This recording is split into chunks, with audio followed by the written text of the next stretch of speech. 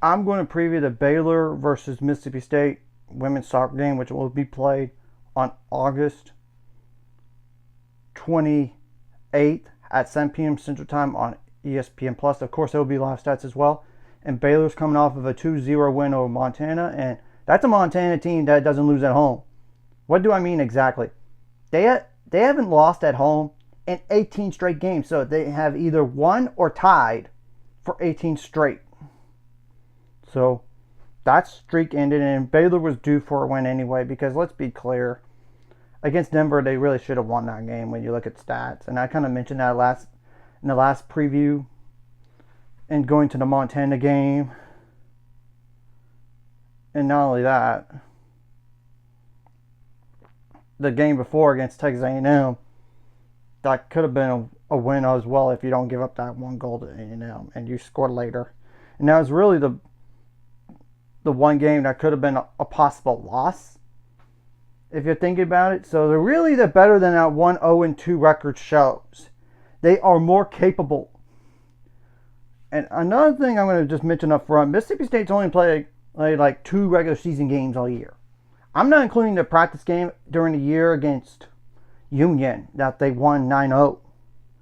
I'm also not including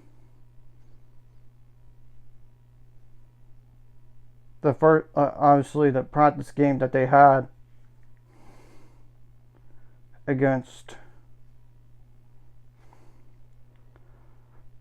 try to see who it is against, but I know the second practice game got canceled due to weather, and the first practice game was against Mercer, and they actually won 4-0. Mississippi State won 4-0. And the first regular season game against UT Martin on August 14th got canceled due to weather, so they did play Union on August 17th. But the first regular season game, technically, in terms of the records, was against Jacksonville State August 21st, and they won 3-0. And then they hosted number 10 Wake Forest, and they won that 2-1. And Mississippi State's not like a slouch of a team, because they were receiving votes. And I'll make sure to mention in the title what their ranking is, because I do think they're going to be ranked. It's more like, where are they going to be ranked? And Mississippi State was receiving 11 votes. So, and they have went to back-to-back Sweet 16s. So this is no slouch of a program for the last 2 years. And of course, Baylor did have a meeting with them last year on the road in game number 1, and they only lost that 1-0. So, yeah, that was not bad of a loss at the time. So, technically, when you look at it, Baylor has more game reps than Mississippi State. No offense, I'm not including Union, but neither is Mississippi State. Yes, they played 2 other games, but Wake Forest is the best opponent they played all year long. And not only that,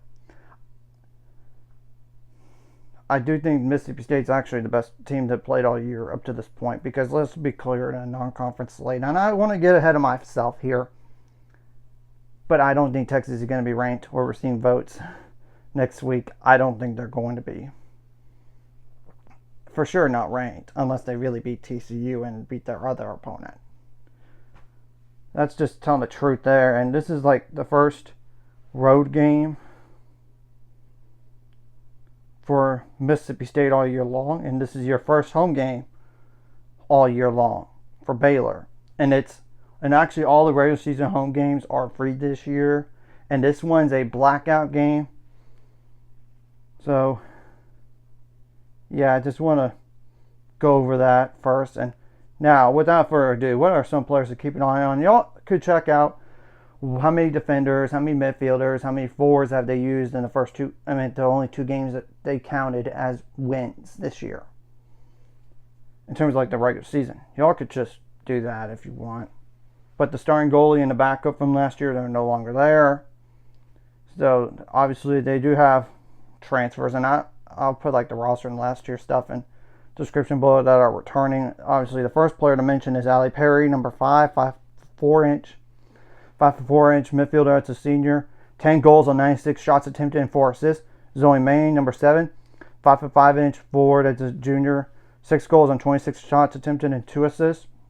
Kendi Husbands, number 19, 5'5" midfielder / defender. That's a sophomore, 3 goals on 27 shots attempted and 4 assists.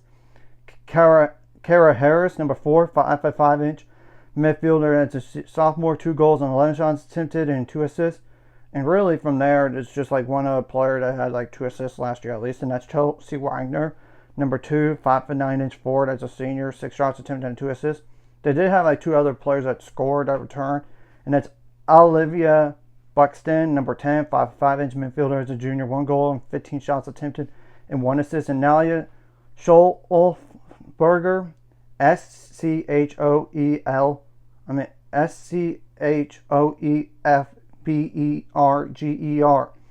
number 34, 5'8" defender. That's a senior, 1 goal and 5 shots attempted. They did bring in transfers, and the notable ones I counted are like Elsa Johnson, number 27, 5'3" forward. That's a sophomore. Jenna Jabrell, number 11, 5'7" forward. That's a junior. And Sarah Womack, number 1, 6-foot goalie. That's a sophomore. So, and obviously I do not know about the injury status for Mississippi State going into this game, nor is Baylor, but I know for sure that Blythe Obar has not played the last 2 games. I don't know if it's due to injury in that first game against A&M, or is it just load management? Because remember, she is coming off of a torn ACL. But I will also say that for the first time all regular season, Ava Verplanck has played for Baylor. And she hadn't played since the first practice game against LSU. So that's all. I don't know about all the other stuff here.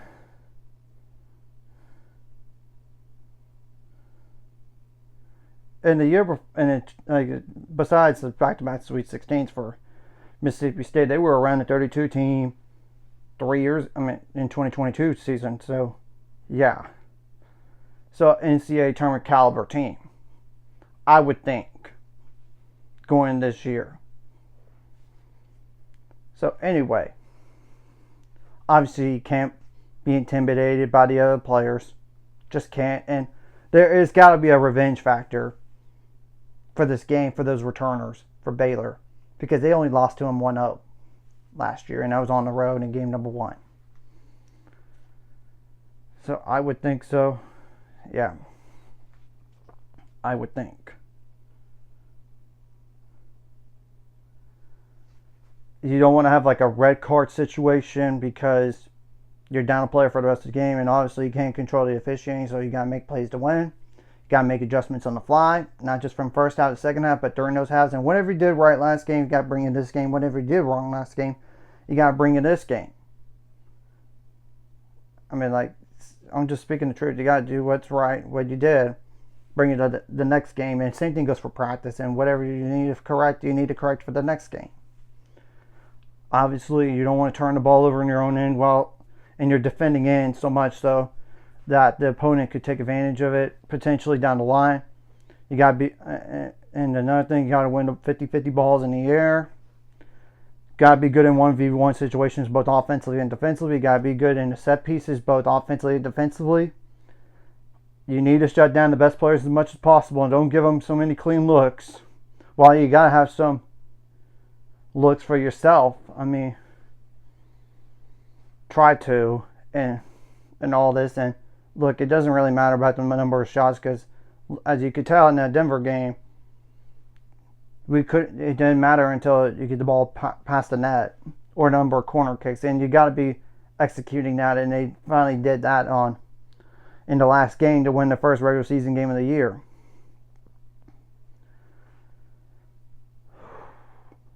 And you do want to make them turn the ball over in their own defending end, so maybe you get yourself more chances there and got to be good in the midfield. And of course, the same thing goes for the defense. And yes, there might be some questionable calls, but you got to make plays to win at the end of the day. And if you really want to make the NCAA tournament this year, this would be a prime opportunity to get a win. Because look, this is a resume boosting win, potentially. And getting a tie does help some, but it's not as good as a win, of course. Of course. And the good news is Baylor does have a lot of players that are juniors and seniors on the roster. So that really does help and all this. And go out there and try to defend your home field for the first time all year. And you got to shake off those home jitters. Because this is literally game number 1 at home for Baylor this year. And this could be a prime letdown spot for Mississippi State. I'm just saying because, look, they're coming off of a big win over a ranked opponent, and now they have to go on the road next game.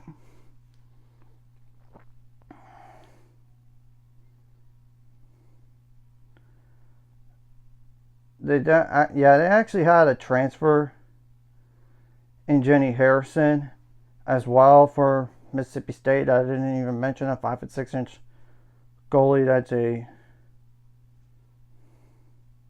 junior, and she is coming from, let me check where. Oh, it's some foreign university. Okay.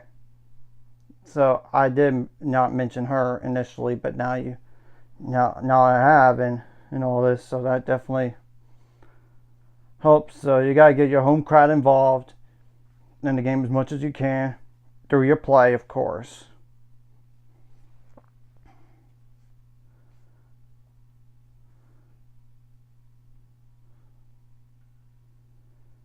And I'm going to just double check this real fast on how many upperclassmen for Mississippi State, because I know Baylor has a ton on top of my head, because 24 out of 29, so yeah.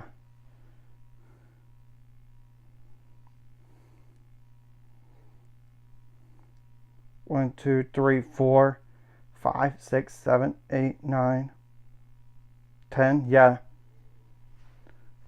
Just wanted to let y'all know about that. But I will put this on the roster for them and outlook on them in the description below from last year's stats. And this is the last time I'm going to really do last year's stats, by the way, because it'll be enough gains by this point to include the current stats. And I'll even mention how many defenders, midfielders, and forwards they use, how many times, the number of starts. You could look at the description when you look at the outlook on them. So anyways, if you like this content, hit the like, subscribe button. See you guys later on the road to 800 subscribers, course ultimate goal. It's 1,000 more some money. This course like video, comment video really helps YouTube background. Some more people see it. Sharing the video does help as well. Some more people could watch it. And if you're watching, and not subscribe, hit subscribe button, ring the notification bell as well.